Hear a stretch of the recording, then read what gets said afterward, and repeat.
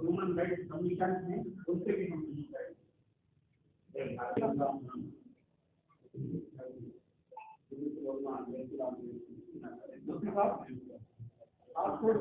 Police का उनसे बात को नीचे रिदम नीति पे थे इसके बाद नहीं सुबह के 4 उधर जगह है तो हमारे उधर ही बैठने दो। मुख्यमंत्री का ఉన్నప్పుడు చెప్పారా 19లో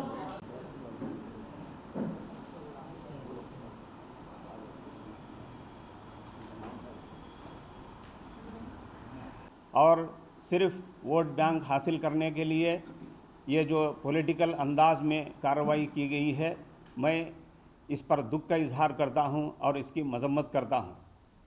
ये मसला कई दिनों से चल रहा था, कई दिनों से इलीगल बैनर लगाए जा रहे थे, वो सारी चीज़ें गवर्नमेंट की नोटिस में आ रही थी, मगर गवर्नमेंट ने प्रिवेंशन एक्शन क्यों नहीं लिया।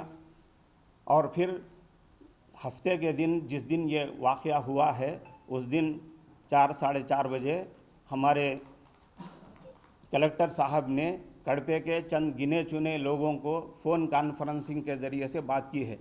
उसमें मौलाना भी थे और मैं भी था। बहुत सारे लोगों से हमारे कलेक्टर साहब ने डिस्कस किया और कहा कि ये जो वाक़या हुआ है इसके ऊपर आप क्या सोचते हैं, आपका क्या ख्याल है। कलेक्टर साहब ने पूछा है। इससे क्या मालूम होता है?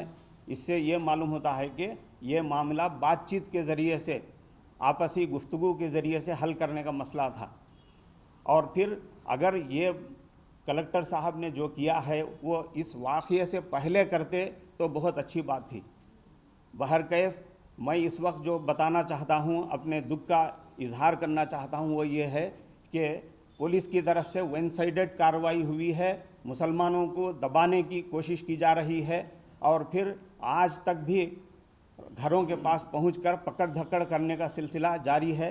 मैं इसकी मजम्मत करता हूं। हमारा जो कड़पा हिंदू मुस्लिम ऐक्यता का जो गहवारा रहा है, इसको ख़त्म करने की पॉलिटिकल बेसिस पर कोशिश की जा रही है। मैं इसकी मजम्मत करता हूं और हमारे इंतज़ामिया से, हमारे कलेक्टर साहब से, एसपी साहब से मैं ये कहना चाहूँगा कि ये जो पकड़ धक्कड़ का सिलसिला जारी है, इस माहौल को ख़त्म करें। जो घबराहट का माहौल पैदा किया जा रहा है उस माहौल को ख़त्म करें, अमन व शांति का माहौल पैदा करें।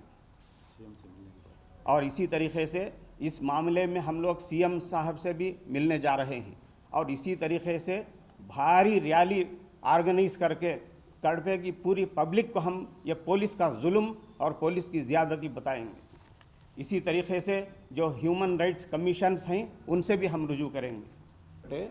ఇలా ప్రభుత్వం నిర్ణయించినప్పటికీ, సీఎం చెప్పినప్పటికీ ఆ యొక్క సర్కిల్ని వేరే మతస్థులు వచ్చేసి మామాద పెడతామని చెప్తే ఎలా అయినా సరే యువకులు రెచ్చిపోతారన్నమాట. అక్కడ వీరు నిరసన తెలిపారు కదా, కట్టెలు తీసుకొచ్చారా, గొడవలు తీసుకొచ్చారా, ఏమైనా ఆయుధాలు తెచ్చారా? ఏం లేదు, పీస్ఫుల్గా వచ్చి నిలబడ్డారు. లేదు, ఇది టిపు సుల్తాన్ సర్కిల్ అని ప్రకటించారు కదా, దాని ప్రకారం అదే ఉండాలి అనేసి. అటువంటప్పుడు ప్రభుత్వం దాన్ని సంప్రదింపులతో దాన్ని నిర్ణయించాలి. అలా జరగలేదు, ఉద్రిక్త చెలరేగింది. జరిగిన సంఘటన ఏమో జరిగింది. చేరిన వారికి పోలీసు వారు కట్టెలతో చాలా నిర్దాక్షిణ్యంగా వారిని చెతకబాదారు. పండితుడని చూడలేదు, పిల్లలని చూడలేదు, వృద్ధులని చూడలేదు. అది చాలా బాధాకరమైనటువంటి విషయం. మరో విషయం ఆలోచించాల్సింది ఏమిటంటే, నేను కలెక్టర్ గారికి చెప్పాను, కడప ముస్లిం మెజారిటీ ఉన్నటువంటి ఏరియా, ఈ ఏరియాలో ఎక్కడ ఏ ఒక్క సర్కిల్డ్గా ముస్లిం పేరుతో లేదు. ఇంకా మీ ప్రభుత్వం వాళ్ళే టిపు సుల్తాన్ పేరుతో ఒక సర్కిల్ పెడతామంటే ఇంత రచ్చ జరుగుతుంది. ఇలా ఉండకూడదు, వారికి కూడా వారి మనోభావాలు తెలుసుకోవాలనేసి. కాబట్టి నేను చెప్పేది ఏమిటంటే, ఈ యొక్క కడపను స్థాపించిన ఎవరు, నేక్ నామ్ ఖాన్ ఈ కడపను స్థాపించారు. కాబట్టి ఆయన పేరుతో ఏ సర్కిల్ లేదు. ఈ దేశం యొక్క మొదటి ఎడ్యుకేషన్ మినిస్టర్ అబుల్ కలాం ఆజాద్, ఆయన పేరుతో ఏ సర్కిల్ లేదు. అలాగే ఈ దేశానికి మిజైల్ అందించినటువంటి అబ్దుల్ కలాం గారు ఉన్నారు, ఆయన పేరుతో ఏ సర్కిల్ లేదు.